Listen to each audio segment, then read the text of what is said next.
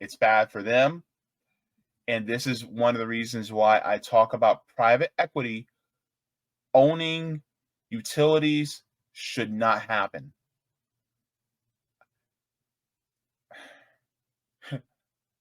It's funny because people will talk about how capitalism, it provides, innovation and competition. And yet the people who are under FPL as far as their utilities are concerned, they actually don't have a choice. And yet capitalism provides competition. FPL stands for Florida Power and Light. If anybody knows anything about FPL, it is a large, very large utility company in the state of Florida. Depending on where you live, you can either have FPL, you can have Orlando Utilities Commission, or you can have Duke Energy. So there's one of those three.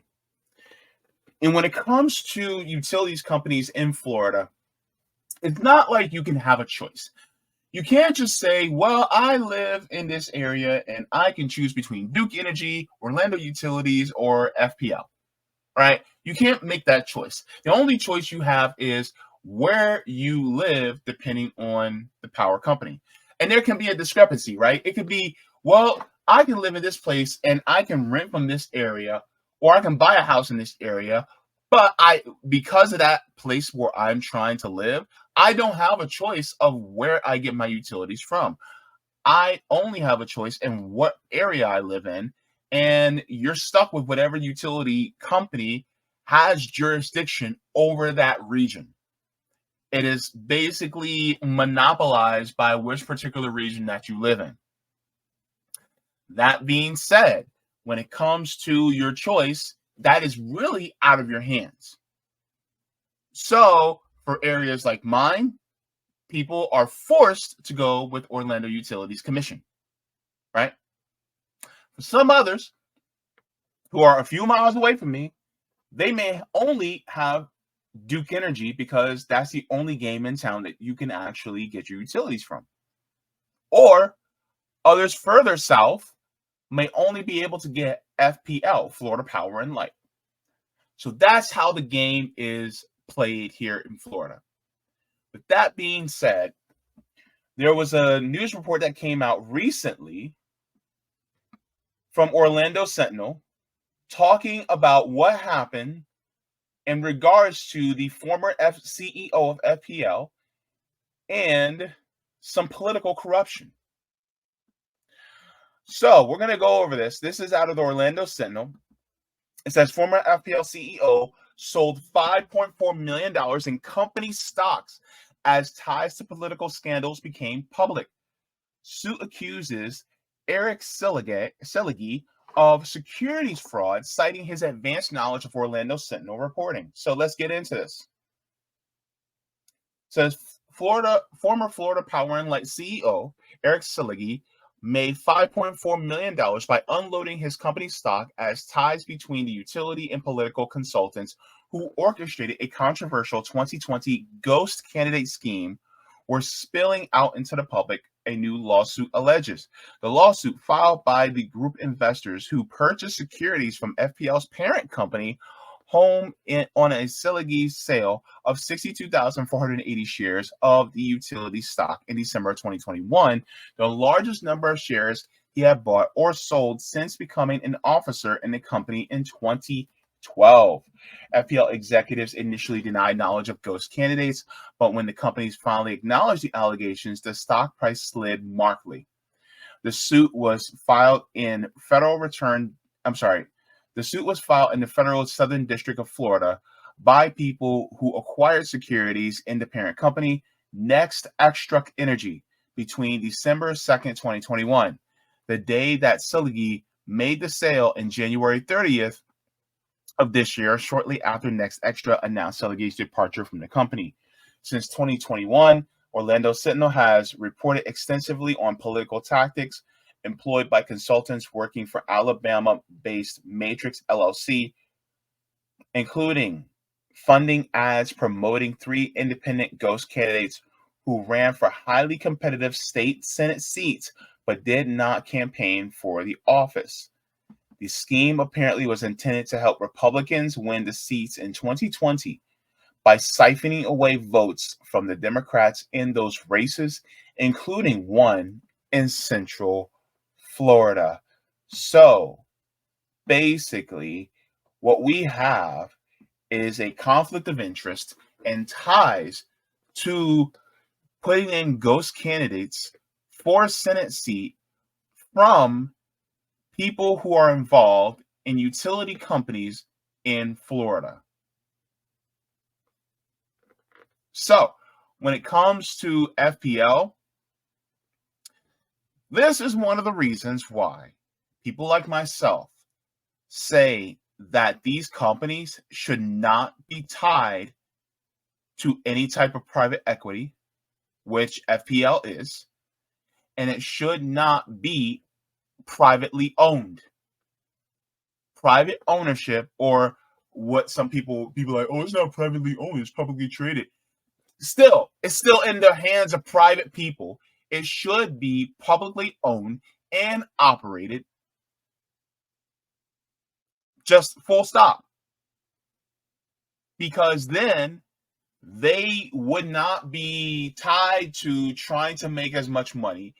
And on top of it, they would not be trying to put the government in the hands of certain politicians in order to make more money or to have more lax policy when it comes to regulation. All these different things that happen in regards to public regulation, right? Because a lot of times, what do these companies usually do? They usually want to put certain politicians in power so that it makes it so that they're more lax when it comes to regulation, right? FPL wants to have more lax in regulation so that they will have to dole out money for safety regulation so that they end up making what? Profit, right? That's ultimately where it lies. So that people like the former CEO, Siligi, can make more profit for the company. Why? Because he has a fiduciary responsibility to make more for these corporations. FPL is no different, right? And so because it's independently owned or is privately owned, right, the shareholders of FPL or NextEra wants to make as much money as they possibly can. So that's how it goes. And so because of that, it's like, okay, we want to push this particular political candidates so that we have more power in the government so we can have more money come into our coffers. That's ultimately what this is about. And it's no different. It's just political corruption through and through. Whether it's at the citywide, statewide, or nationwide, that's how it goes. So let's continue in a little bit further into this article because this goes deep.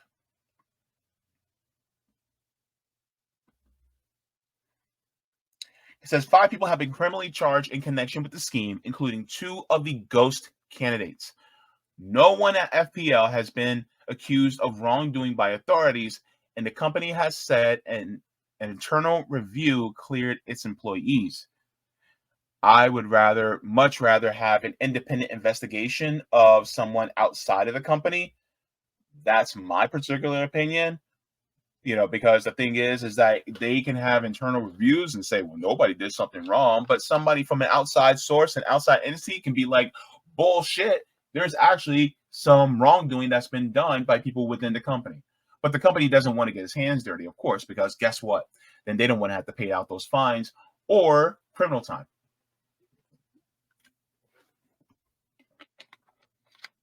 I say roast them. That's how I say. I'm trying not to cuss, so bear with me. But let's continue on in the article.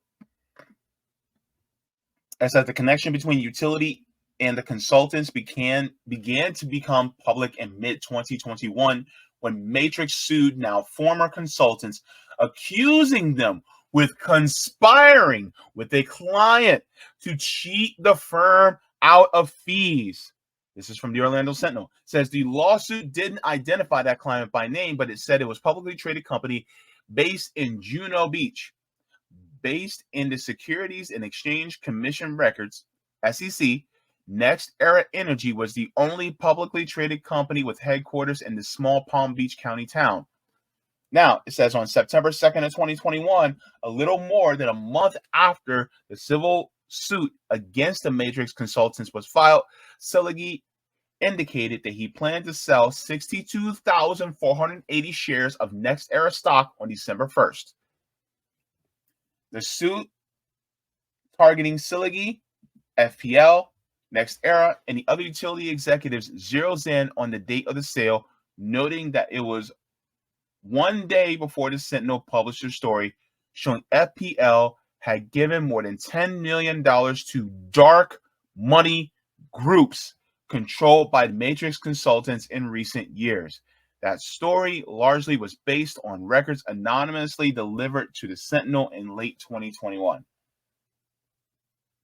says the timing and size of the sale were unusual and suspicious. The attorneys representing the plaintiffs wrote in the complaint, which notes that Siligi would have known about the story because he was asked to provide comment. So, of course, Siligi had departed from FPL earlier this year. Let's continue here. It says NextEra stock price plunged 8.7% on this news, decreasing investor value by $14 billion, the largest one-day decline in the last 25 years, other than major markets moving like the global financial crisis, which happened in 2008, and the pandemic.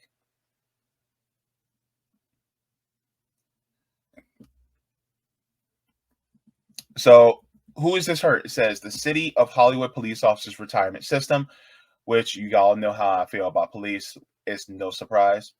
Anyway, but the one I'm concerned with is the Pembroke Pines firefighters and police officers pension fund have been asked to become the lead plaintiffs in a class action suit.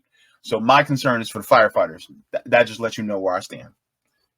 Because between the firefighters and the people who deliver our mail, those are the boys in blue and women in blue that I actually care about. Anyway,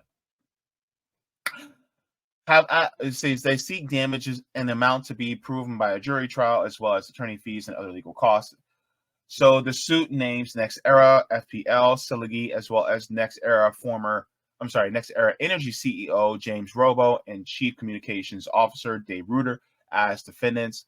The second amended complaint filed earlier this month alleges the defendants violated provisions of the Federal Exchange Act, prohibit misrepresentations and misleading omissions in the connection with the purchase of sales of securities.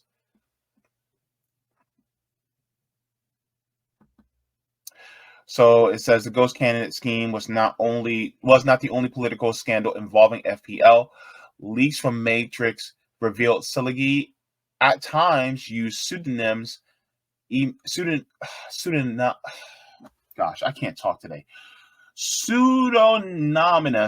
email address to communicate with Matrix operatives, including to receive a proposal in late 2019, how FPL money could be secretly filtered through a network of entities to make political contributions. I'm going to read that again. Including to receive a proposal in late 2019 for how Florida Power and Light money could be secretly filtered through a network of entities to make political contributions. It says utility executives also were in close contact with consultants as they surveilled Florida Times Union columnist Nate Monroe, who had written critically about FPL's attempts to sway Jacksonville City Council members as it tried to acquire the city-owned utility. So, This is bad for them. It's bad for them. And this is one of the reasons why I talk about private equity owning utilities should not happen.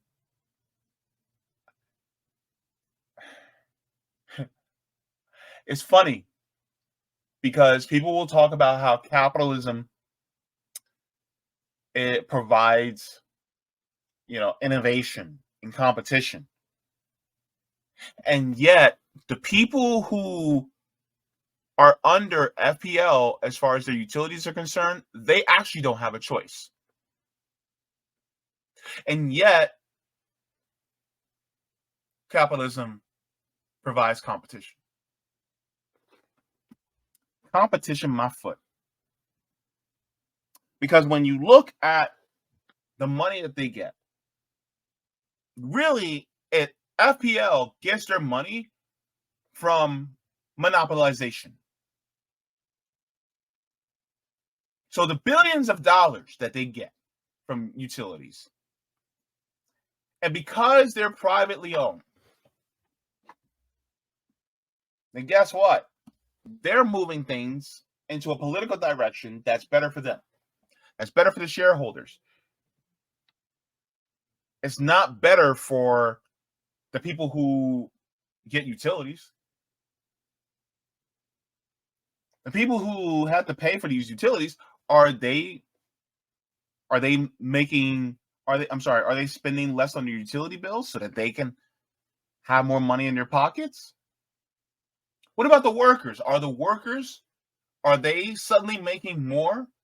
The people who work in billing, the people who work on the power grids and the power lines, are they making more? People who work in the offices? No, they're not really making more. So all these Floridians that suddenly would do better as far as their utility bills are concerned, no, screw them. And then you have people like Siligi and FPL try to put in ghost candidates that aren't even really campaigning. It's wild. The corruption just goes through the roof.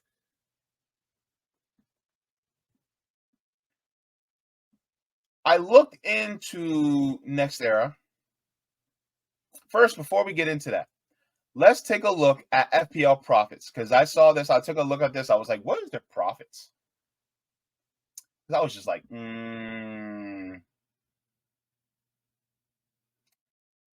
I'm sure they make a lot. Just a quick Google search. Get on the Google machine. It says FPL, Florida Power and Light, reported second quarter 2023 net income of $1,152,000,000 or 57 cents per share, compared to $989 million or 50 cents per share for the prior year comparable quarter. As America's largest electric utility, FPL's growth in the second quarter of 2023 was principally driven continued investment in the business. So this is just second quarter. Take a look.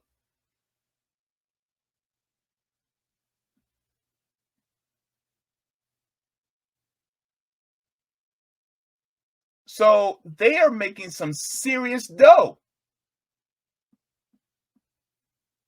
Serious dough. So when anybody talks about, oh, well, they're not making that much, they're making a lot of money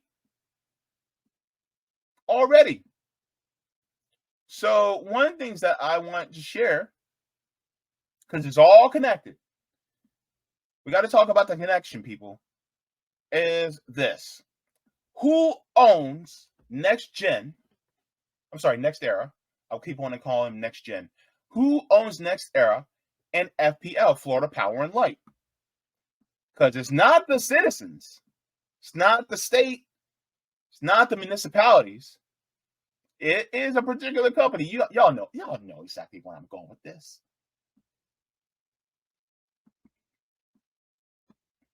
In fact, before I go there, who owns it? Put in the chat right now, or if you're watching later, put in the comments who you think it is. Who owns it? Give me some names. I know y'all know. Y'all see exactly where I'm going with this. Because you guys are brilliant. You guys are smart.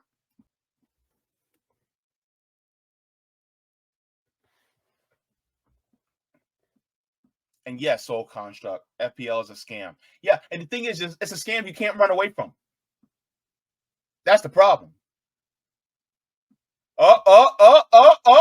Can you agree, Gors? Janice? Uh-oh.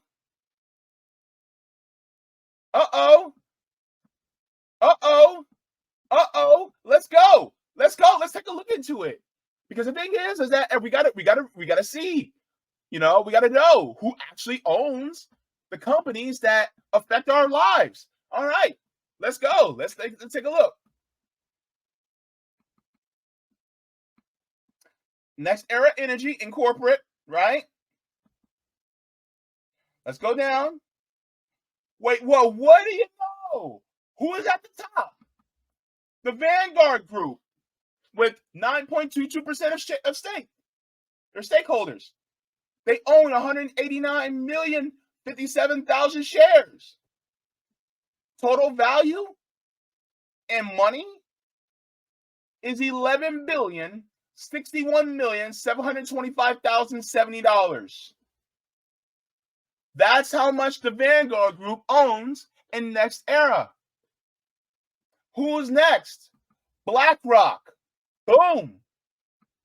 They own 4.96% of over 101 million shares. Total value $5,959,379,185.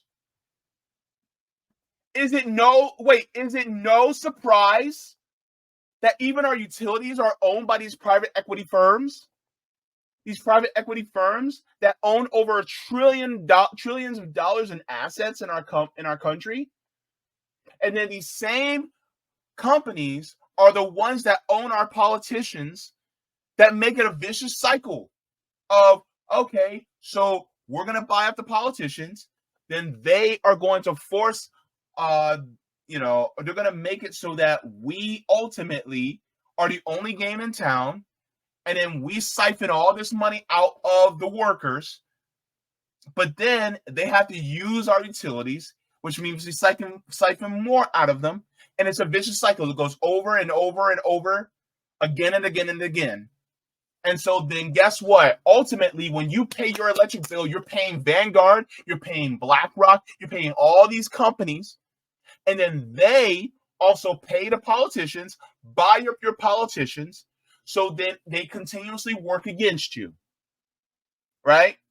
So then when you don't have health care for all in Florida, when your housing goes through the roof in Florida, right? When your boss isn't paying you enough of the living wage in Florida, then guess what happens? It's because BlackRock, Vanguard, State Street, all these big private equity firms are making it so that you can't own anything and you can't live a productive life as a citizen, because ultimately they want that money coming to them. Your money, you're paying a tax, and that tax isn't necessarily going to the government entities. It's going to Vanguard. It's going to BlackRock. It's going to State Street. It's going to them, because they ultimately are the ones who are your rulers. That's who it is. And don't let anybody else tell you otherwise. Because these are also, and remember what I talked about last week about how these are the same people that also own the prison industrial complex, that own the private prisons, that are also owners of the independent record companies, that are also tailoring our hip hop into a certain direction so that they can keep us in those prisons.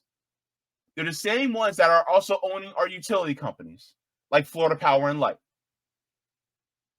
And this is why whenever you try to talk about, and remember, when I had on people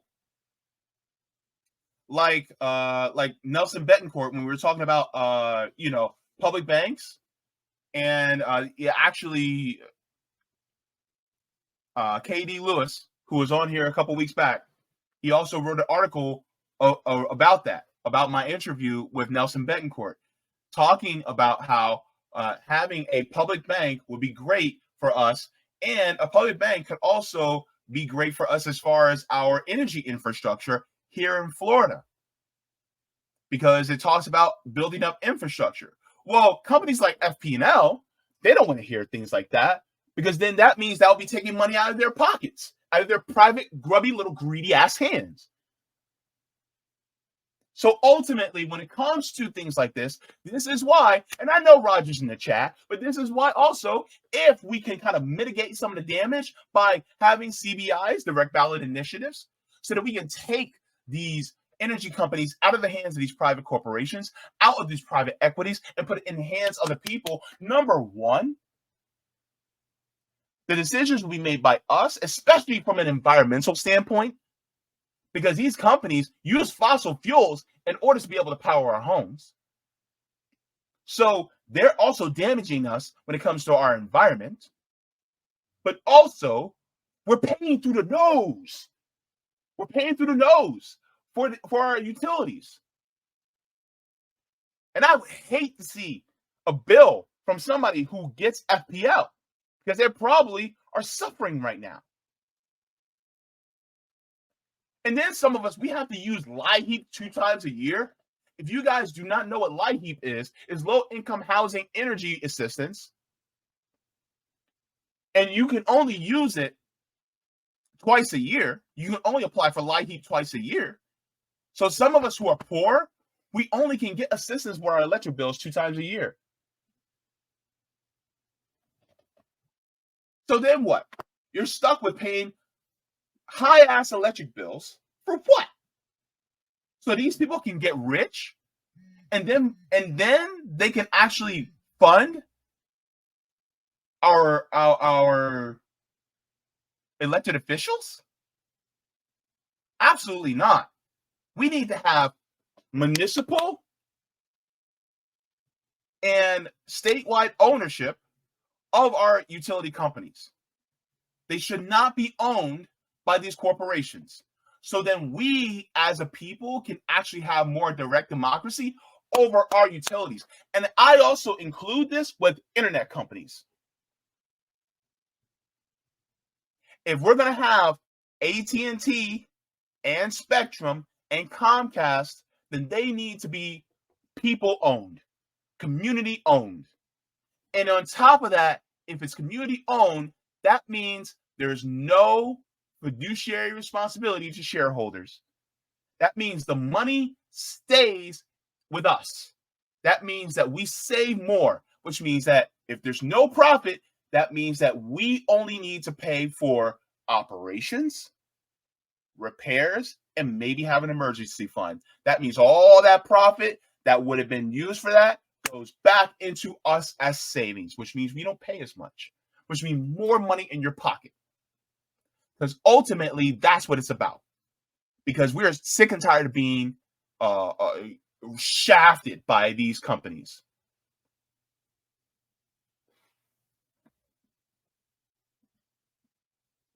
So that's what's happening here in Florida. And I bet you it's happening in many other places in the states around this country. I bet you it's not just FPL. I bet you it's happening in other states. It could be happening in North Carolina. It could be happening in Texas. It could be happening in North Dakota. Well, North Dakota, maybe they probably could do stuff with their, because they have oil and things like that. So they're probably faring a little bit better. But it's probably happening in Michigan. It could be happening in Arizona, Wisconsin, Washington State. It can happen everywhere. So, and my thing is, I want us to do like what Tennessee Valley, right? Where the people is community owned, and they actually save a lot more money when it comes to their utilities. So if you live in a CBI state, I encourage you to try to look into doing a citizen battle initiative to put to put the utility companies in the hands of the people that it serves. Because there really should be no reason why. Because if we don't have a choice to choose within the free market, then no. Municipalize it. Stationalize it. No. We don't have a choice. And guess what? Then it has to be ours. And plus, when it comes to utilities, ultimately, it affects our very lives. And I'm not going to leave that to profits.